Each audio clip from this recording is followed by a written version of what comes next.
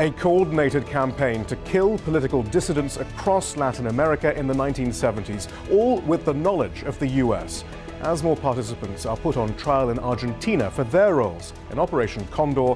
Why has no US official been held accountable? You're watching Inside Story Americas from Washington.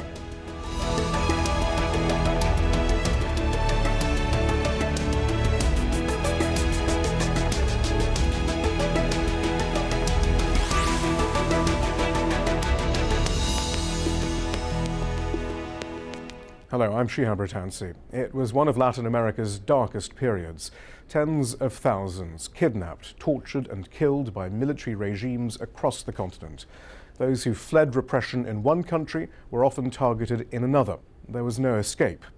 Operation Condor involved 6 different nations, led by Chile's former dictator Augusto Pinochet in response to the populist and socialist movements emerging throughout Latin America in the 60s and 70s. On Tuesday, a human rights trial began in Argentina to investigate the crimes committed during Operation Condor. It's the latest example of Latin American countries coming to terms with their past through criminal proceedings and truth commissions. However, there has been no Truth and Reconciliation Commission to determine the precise extent of the US's role in the killing or disappearance of some 80,000 people, nor has there been any accountability. Al Jazeera's Teresa Bo has more from outside the courthouse in Buenos Aires.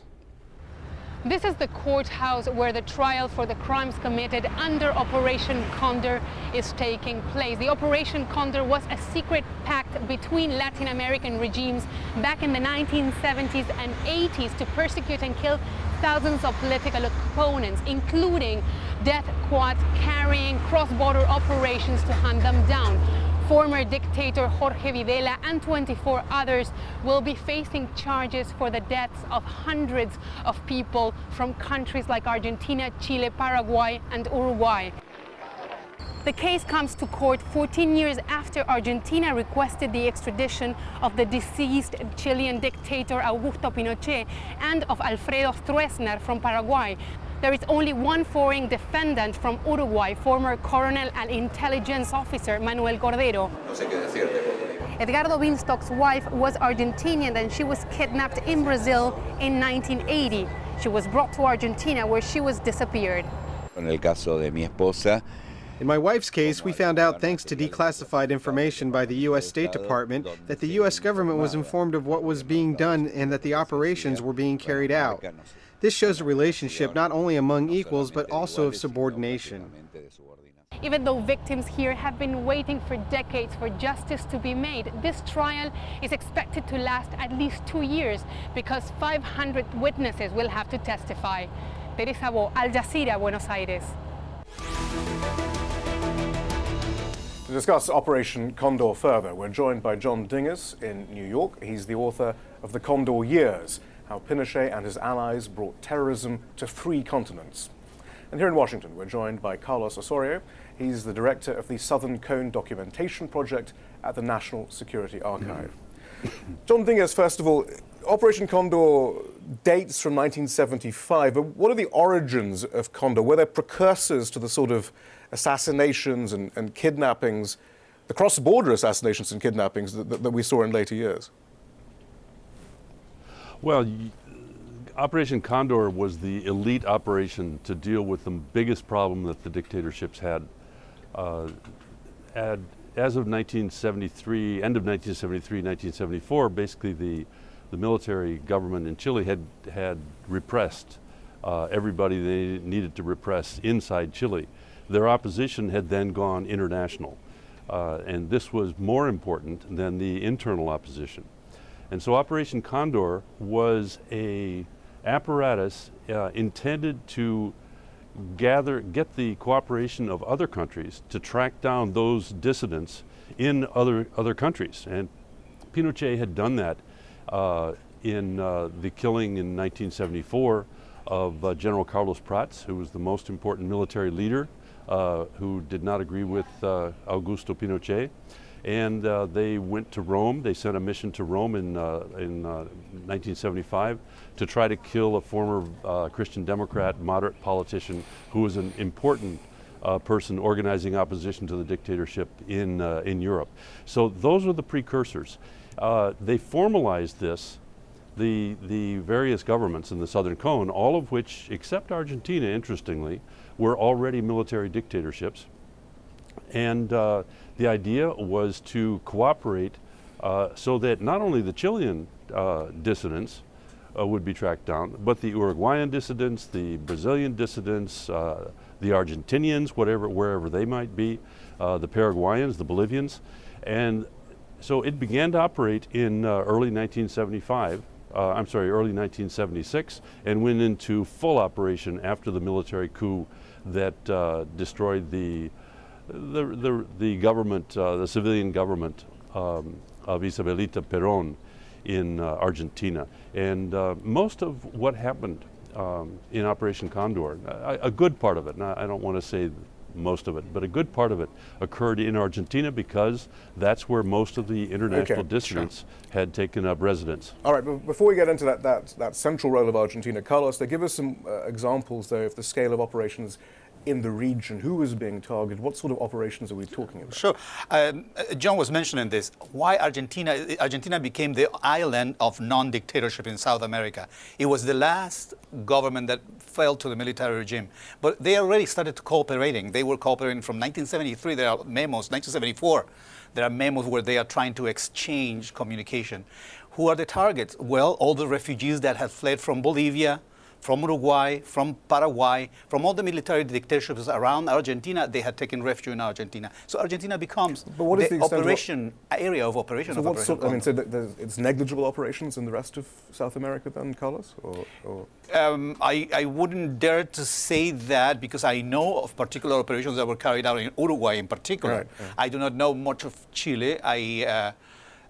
Operations carried out by Chileans, but probably Brazilians had operations. John can tell you about it. In fact, John, wasn't there, in Brazil in particular, against the Uruguayans, in fact, there was quite a significant operation? And sure, there were operations in Brazil, there were operations in Paraguay, there were operations in Bolivia and Peru, and there were operations outside of Latin America. There was an attempt to set up an operation in Venezuela, which was another important sector, another important area where many, many dissidents had been received by the democratic government there. And then Europe, of course. So when Operation Condor spread beyond the countries, that's when it really became a threat. You can talk about specific punctual operations in all these countries, dozens of them if you want. Who are they targeting? Well, but how about Argentina? In Argentina, the majority of them occur in Argentina. You have hundreds of people, Uruguayans, Bolivians, Chileans, former senators. You have former presidents, the Bolivian that was killed also in Argentina. In Argentina was really the first and biggest area of operations of the region. Is there a sense that what we commonly call the dirty war in Argentina, though, is that a subset of Operation Condor, or is that kind of macabre? I think they co-concurrent. The Argentines begin their dirty war. All the other countries already are carrying it out. So then what they do is let us carry out our dirty operations together in Argentina. Right. It's kind of the other way around. The dirty wars were going on in Chile and in Argentina, and Operation Condor was this very finely focused, very elite operation, intelligence operation, to track down the most important dissidents wherever they were in the world. They didn't kill tens of thousands of people in Operation Condor. Really, the total is hundreds. But the people that they tracked down and killed were the most important dissidents. I think that, well, that's relative anyways, but it depends on Argentina. In Argentina, the most important dissidents were others, not necessarily they were a subsection of insurgents that had international relationship and international support. Particularly the ERP, one of the leftist organizations that was supporting the other organizations around. I guess this is interesting because we're going to get onto all the various uncertainties which still remain about the operation in a moment. But of course we should also remember, John Dingus, it wasn't just Latin America. The violence also spread to Washington, D.C., famously Orlando Letelier, the former official in the Allende government. Tell us about that. Right. This was when I first wrote about this. Orlando Letelier was the foreign minister of Chile. He had been the ambassador in the United States. He was somebody who would have lunches with Henry Kissinger. So after the military coup in Chile, he was the single most important, most influential international opponent to Pinochet located in the United States, and he was having some success. So Pinochet targeted him, sent an operation to Washington, and they put a car bomb on his car, and as he drove down Massachusetts Avenue right outside the Chilean embassy, a detail that's never really been fully explained, the bomb went off. He was killed along with an American woman and the American woman's husband, who was in the back, who escaped, who was in the back seat. This was the most spectacular operation of Operation Condor, and really was the one that, if you listen to the Argentine intelligence officers talking about it in interviews with the FBI, said, look, that was the operation that blew it. We no longer could operate. This was a good operation. It was successful all around the world. But once they did that in Washington, it attracted too much attention, and they began to shut it down. But from other domestic agencies, I mean, the FBI weren't happy, but the CIA might not have been as concerned. Well, that's the big story in this. The CIA on the one hand, the FBI on the other hand. So the FBI is the one that discovered Condor. And even in the case of the FBI, I mean, you say that they were bothered. Not necessarily. I mean, this person has been following Operation Condor almost from the beginning, right? And he's not reporting until the Letelier. Well, actually, they started reporting in July. In July. No, that's not true. The FBI did not know about Operation Condor until. No, that's what I said. They did. 10 days after. Right. No, they didn't. The CIA knew about Condor. Okay, but the FBI did not know about it. Sorry, John. There are documents in 1975 where the embassy says, according to the legal attaché, the operations. Well, the name probably was not known, but the attaché was aware of the exchange of prisoners and the killing of prisoners in each other's countries in 1975 already. All right, well, let's move on, because I think I have a feeling the rest of this 8 minutes that we have is going to have certain discussions like this because of the nature of looking at these documents and interpretation. But I mean, certainly, as far as the Letelier government is concerned, though, Letelier assassination is concerned, Chile did hand over Michael Townley, and then he just disappeared into the witness protection program, didn't he? I mean, he wasn't exactly, the US authorities didn't actually do very much, did they?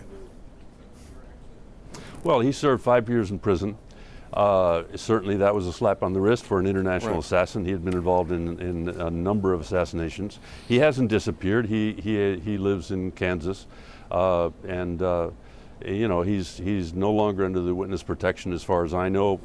He has changed his name. If he was, he isn't now. It wouldn't be that hard to track him down. All right, well, look, this does then bring up this issue of the US's role, how much they knew, also how much operational control they had. But let's first go through some of the documents we do have. Declassified cables showing that the CIA and State Department were aware of Condor pretty early on. Here's an excerpt of a weekly summary from July of '76. Intelligence representatives from Bolivia, Uruguay, Paraguay, Brazil, Chile, and Argentina decided at a meeting in Santiago early in June to set up a computerized intelligence data bank known as Operation Condor. Further cables show that Secretary of State Henry Kissinger told his ambassadors not to confront the military governments over assassinations and torture. Then there's this from a 1978 briefing document for a US ambassador to the region. Quote, by July 1976, the agency was receiving reports that Condor planned to engage in executive action outside the territory of member countries against leaders of indigenous terrorist groups residing abroad. I mean, this all seems rather matter of fact in some ways. Look, in June 1976, while all the leaders are meeting in Santiago for the OAS organization, the Inter-American Organization, in Santiago, Henry Kissinger is meeting with the leader of the Argentines, Admiral Gussetti, and Admiral Gussetti is telling him, we are cooperating. He doesn't give it my name. We've got the Kissinger quote, actually. He said to the foreign minister of the Argentine military junta, quote, look, our basic attitude is that we would like you to succeed. I have an old-fashioned view that friends ought to be supported. What's not understood in the US is that you have a civil war. We read about human rights problems, but not the context. The quicker you succeed, the better. The human rights problem is a growing one. Your ambassador can apprise you. We want a stable situation. We won't cause you unnecessary difficulties. If you can finish before Congress gets back, the better. Whatever freedoms you could restore would help. And I have a feeling, though, John Dingus, you'll say that that's more about the overall dirty war in Argentina, but certainly that does seem to be Kissinger's attitude to Condor as well. And you've got to wonder how much further involvement did the US have, John, first of all? Well, described this episode as the red light, green light policy.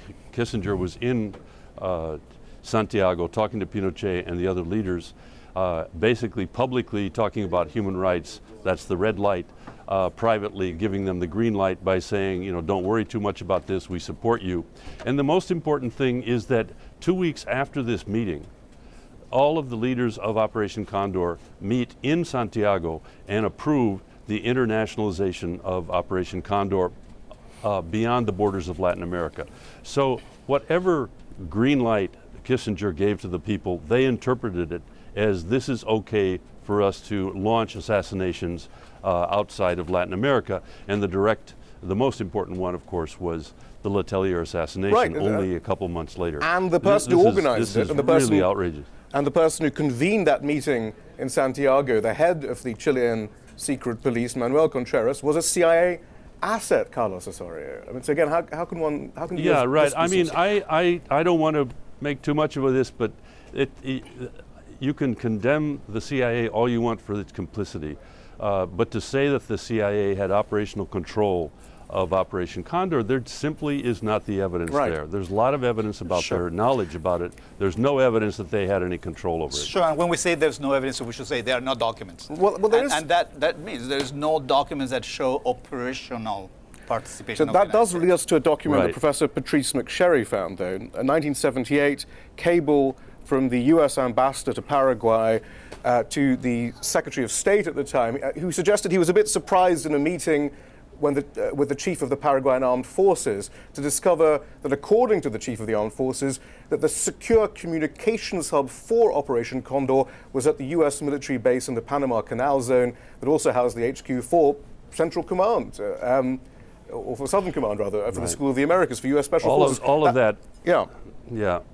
All of that is in my book, and that document is very familiar to all of us who have studied Condor. There was infrastructure provided, and logistical support was provided to the intelligence agencies who were involved in Operation Condor. They included radio, telex services, encoders, all of these things that the United States was providing through the Pentagon was being used by the intelligence agencies who were part of Operation Condor. No question about that. So what does operational control mean? That is the evidence. What does operational control mean in this context? Operational control, well, operational control would mean that you were talking about targets, that you were supporting particular operation to kill particular people. That would be operational control. That's where I disagree with some of those who have said that that the CIA that the Condor was subordinate to the CIA. There's absolutely no evidence. But perhaps of that. It's not so much that it's subordinate, but they had similar aims, and that the CIA, and it's quite a similar story, I guess, even today, perhaps they could outsource some of the focus of their attention to those who were in Operation Condor. I guess Jorge Isaac Fuentes Acar comes to mind, the Chilean dissident, which, according to the Truth and Reconciliation Committee, at least, it suggested, his killing did have a direct American involvement. Carlos. The involvement, it has to do with the U.S. Fuentes Alarcón in Paraguay. The involvement has to do with the fact that the legal attaché, that is the FBI representative in Buenos Aires, Argentina, learns of this Chilean that has been detained in Paraguay, and from Argentine intelligence agents, and reports back to Santiago, Chile, telling them, look, these guys in Paraguay have detained this Chilean, his name is this, and he gives a small report about it. That is the extent of the known participation of a U.S. agent. Actually, the legal attaché in Paraguay also was informed about this. All these people were being connected. The legal attachés were very connected in Southern America. And they were aware of the operations they were doing. When you're talking about the Paraguayan, the U.S. ambassador in Paraguay learning about how these guys are using the communications network of the School of the Americas, the guy says, I'm surprised that maybe we should just let this happen or something like this. I mean, if it's in our interest or not. Again, this that's is the difference knowledge. Between State Department and intelligence. One is knowledge. The other one is But let us wink at it. John Dinges, I mean, that's the point, though. Perhaps there wasn't much need for any operational control. A lot of these people were trained at the School of the Americas. They were using the communications provided by the US, but they certainly had pretty much the same Cold War aims as far as dissidents and leftists were concerned. They didn't really have to do much directly. Well, you can say that. I actually try to find out exactly what happened. You can generalize all you want. The United States was complicit in the dirty wars of South America. The human rights hypocrisy on the part of the United States has been documented many, many times over. The United States should be held accountable. There's no question about that. But when you get into the actual details of what happened, that's what I've tried to do. And I've only tried to base my conclusions on evidence. Well, and not the generalizations and about what I'm saying is that it's been difficult to get that evidence, John. I mean, we have filed hundreds of Freedom of Information Act requests on many, many cases. Particularly, I mean, you have a document. You got one document, the best document that shows that the CIA was aware of the hands-on-hand operations of Operation Condor is the one that you got where they mentioned a Cuban and a Chilean that were captured and detained in Buenos Aires. That's the only document we are missing. There must be more documents like this. Carlos Osorio, thank you very much. John Dinges, thank you very much as well. Now, the court case that began in Argentina is another attempt at accountability for Latin America's dirty wars, as we've been hearing. Professor Naomi Roth-Ariaza is an expert on transnational justice, and I asked her whether as a result of such trials and truth commissions, there has been an improvement in democratic governance.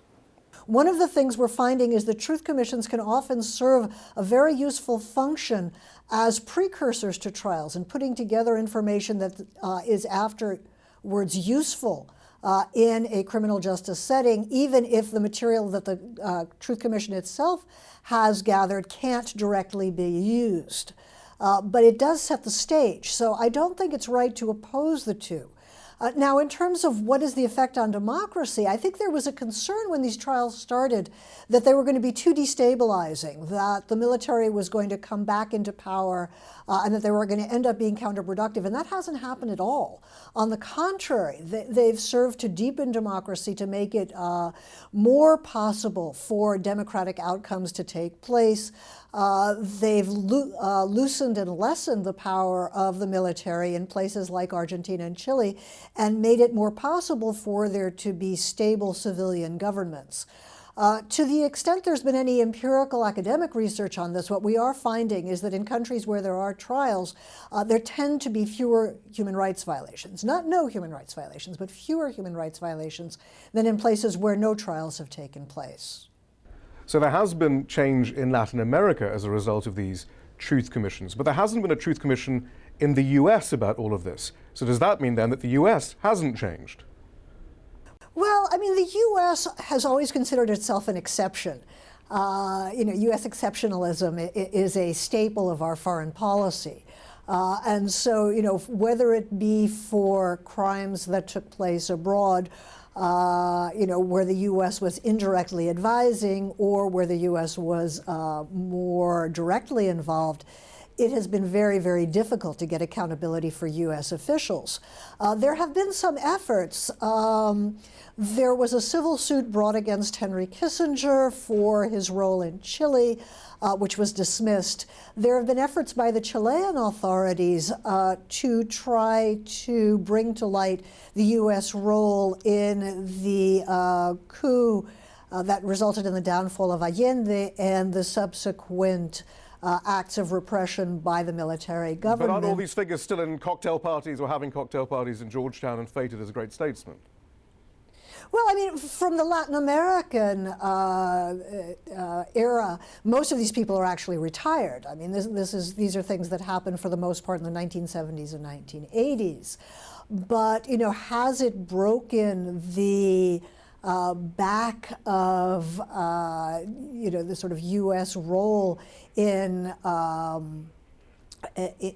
supporting repressive or non-democratic governments? Probably not, no.